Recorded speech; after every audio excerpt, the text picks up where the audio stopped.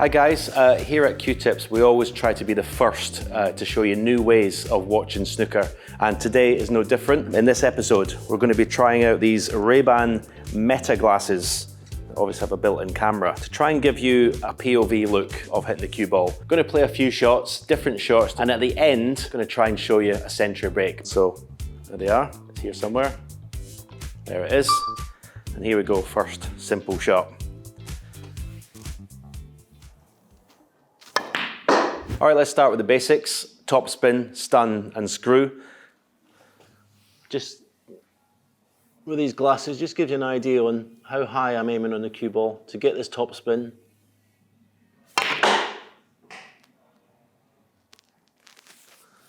Gives you an idea of how I'm lifting my bridge hand, how I'm keeping the cue parallel with the table. Okay, same shot. This time we're going to go low.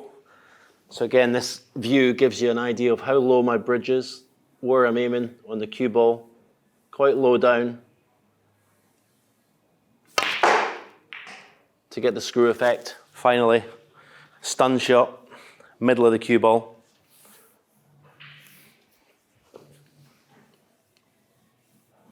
Trying to keep the cue still parallel with the table. And just a little bit of pace in the tip of the cue to achieve the stun. So that's your three basics: top spin, stun, and screw. Seen from my point of view. Okay, the break off. Again, the camera is slightly to the left side, so you won't be looking down the barrel of the cue. But you see where we place the cue ball closer to the brown than the yellow. End red, right hand side. Hopefully you're getting this. Middle of the cue ball, right hand side, end red. Let's try and chase the cue ball back, up the table, and let's see what we've left. Long red, possibility for our opponent, but not a bad cue ball, quite close to the ball cushion. Okay, so this is the red that was left off the break.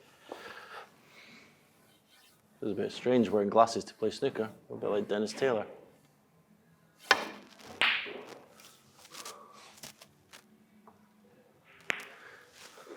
Missed that. This is just giving you, I think what these glasses, I think what, although you're not seeing, as I keep saying, right down the middle, it's kind of giving you, if you're a budding snooker player, I suppose it's giving you an idea of how you're delivering the cue, which is, watch back, can be quite a good thing to see. A little bit of left-hand side here.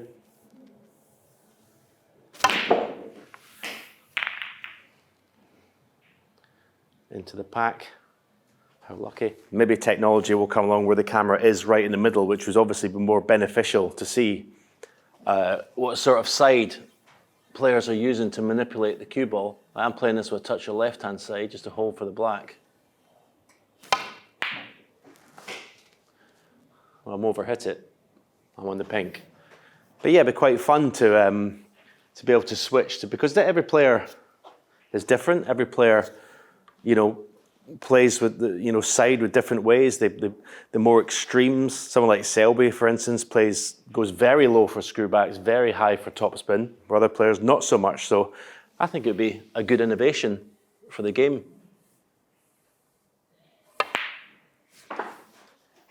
I'm getting quite used to them quite quickly. Okay, I'll give you a view of this shot, what the player's looking at here. The green into the middle, cue ball,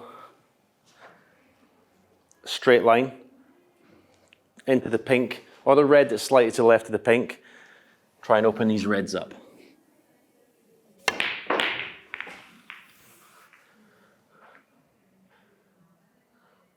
Well, I managed to split the reds, but at first glance, what are we on? Yeah, we've got a red into the middle pocket. Yeah, red into the middle, stun for the pink into bag two. Now, I'd like to watch that back because probably my delivery, the cue, is going to be a bit quick. And that's where I think this technology is good for a snooker player, because it felt a little quick. I still got the desired position, but if you're like striving for perfection or to keep improving, I think it's not a bad little tool to help you. See, that was a better delivery. Okay, so I'm looking at this shot. As I say, if you want to correct yourself, you might not see the side you're putting on, but you'll see the delivery, how fast this delivery of cue is. Come back. Yeah, that was a little bit jabby, a little bit quick.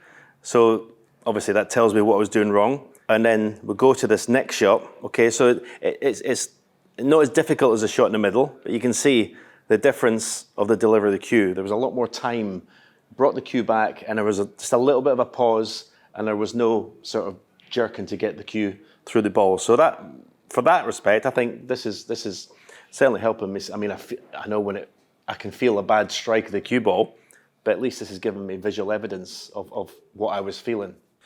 Okay, need a bit of power here, so low on the cue ball, slow back, hold.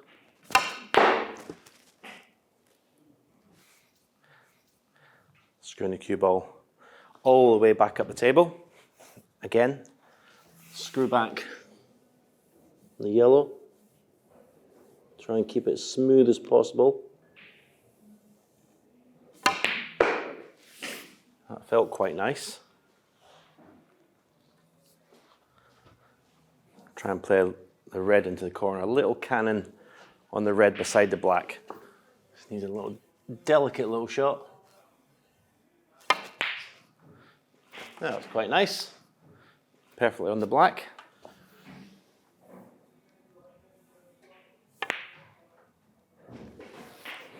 Okay, this red, again, because we're not down the middle of the cue, I'm going to play this with extreme left-hand side, so you might be able to tell from this view. It's almost a stun. I'm almost aiming straight at the red. Watch the side. Oh.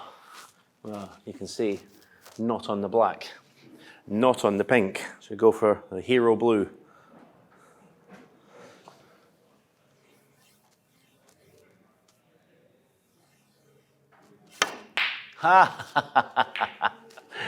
Let's have a look at that blue back, shall we? Okay, let's see what happened with that blue. Let's try and get some sort of idea, because obviously I missed the blue by a long way. You can't quite see the pocket. But it looks to me like I'm aiming a touch of left-hand side, which possibly I was aiming with left-hand side, and then because I didn't cue straight, came right across it and transferred it to right-hand side, which pushed the cue ball all the way to the left. So we'll try that shot again and try and cue it a little bit better and see what happens.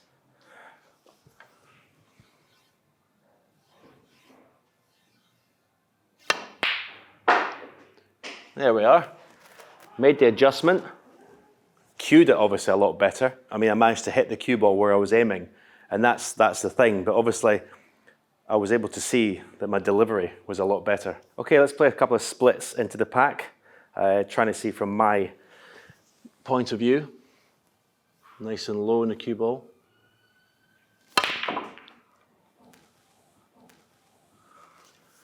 So that red doesn't go because the black will be respotted, but we've got a red into the middle. So not a bad little split. Okay, let's play the split on the black, off the cushion. Touch of right-hand side here. Middle of the cue ball. Oh, look at that. Don't go in. Oh my God. I mean, how unlucky is that? I'm absolutely perfect on this red. And a red's gone in the yellow pocket. Devastated. Right, split on the blue. Low on the cue ball, trying to get a full ball contact on the pink, send the reds everywhere. Got the full ball contact. How's your luck? I mean, I've had loads of luck there, but all of it is bad. I mean, how can you not be in a single red? I mean, I suppose I've got this red into the middle pocket, but that's very unlucky. Okay, let's try and pot the blue and screw the cue ball into this pocket.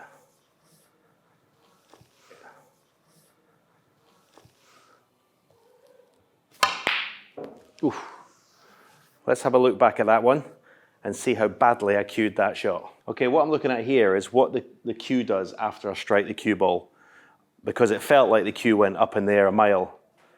Let's watch. I mean, up in the mile, I mean, I almost hit the cue off the lights. That was as bad as you could probably hit that shot, so let's see if we can do it better. Okay, let's try and keep control of this shot now.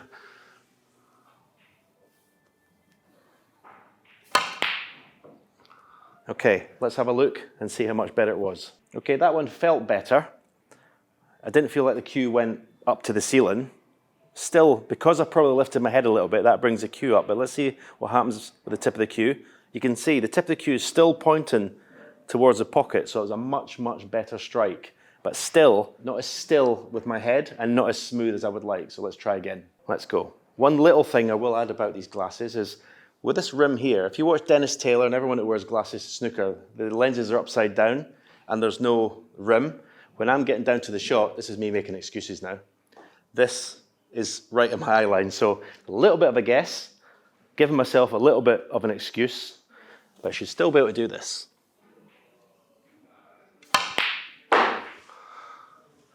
Get in! Oh. Okay, I'm quite happy with that. Actually struck it really well. Let's have a look at it back. Didn't get the cue ball in the pocket, but it's about as good as I can hit that.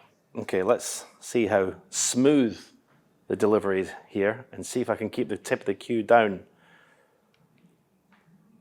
That was pretty good. The tip of the cue came up. Oh, just missed the pocket. The tip of the cue came up slightly, but when you're hitting a ball that hard, it's always going to come up a little bit. It's almost impossible to keep it down on the cue, but that was a lot better. Okay, it took me 3 or 4 times to get there, but at least this, I'm getting feedback from, you know, my cue action and striking the ball. All right, I'm going to try and see what kind of break I can make and try and give you some idea of my point of view. As I say, we've done this before with the GoPro, which is on my forehead, slightly lower down the glasses. Okay, it's from the side. Gives you some idea of at least the strike of the cue ball through the tip. And yeah, these technology sort of advances are really good, I think, in terms of feedback for a player to look back and what you're doing. And obviously, in the future, giving the viewer a lot better understanding of, I mean, how difficult this game is and how difficult it is to strike the cue ball properly. I think in the future we'll see more advances in things like this in terms of the watching of snooker. But here we go, let's try and make a big break.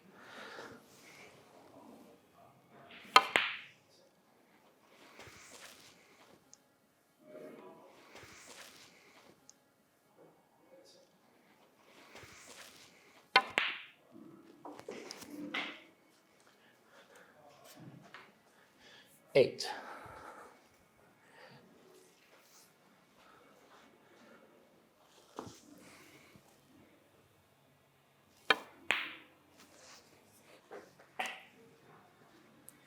Obviously, it'd be very nice to make a 147, but let's try and make it the break we can possibly do.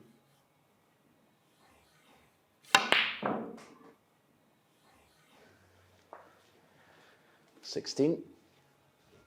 That's the maximum dreams in tatters.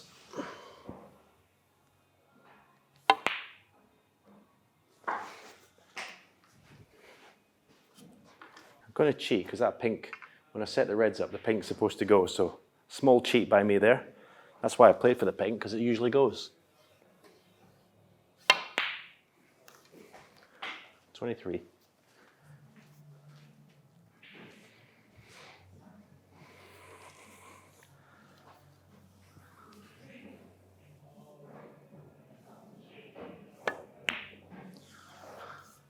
What would be really cool is if in some way technology could tell exactly what the player's eyes are looking at when they're playing the shots. When I'm playing shots, I think it's only me and Neil Robertson actually. When I'm potting the ball, I'm looking at the cue ball, the object ball, and my eyes will glance to the pocket as well. Not many people do that, so that would be quite interesting to view.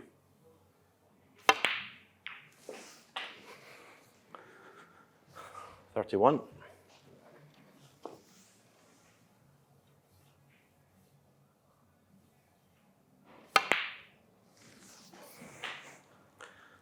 .32.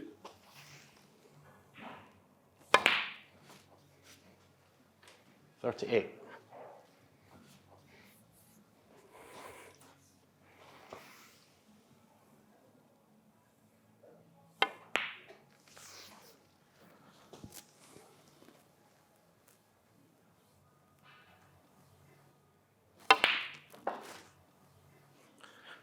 46.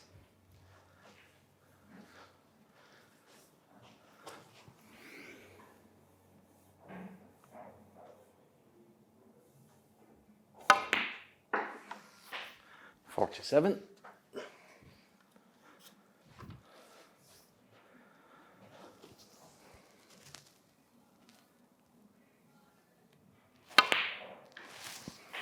52.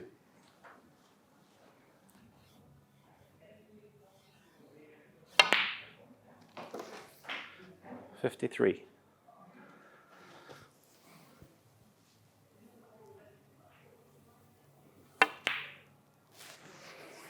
58.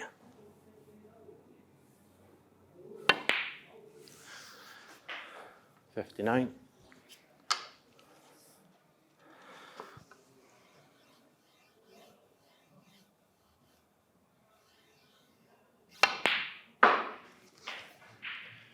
65.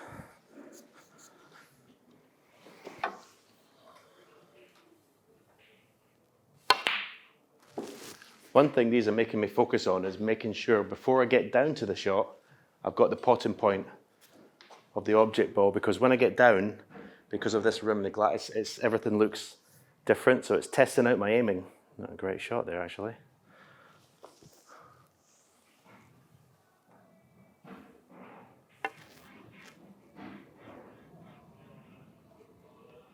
It's 71.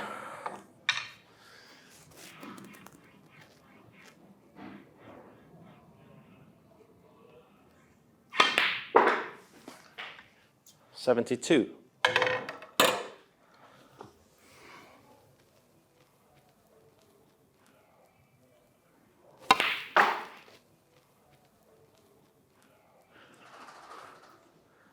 77.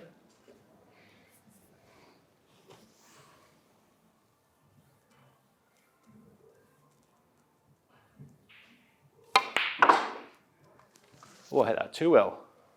78. I hit that too well.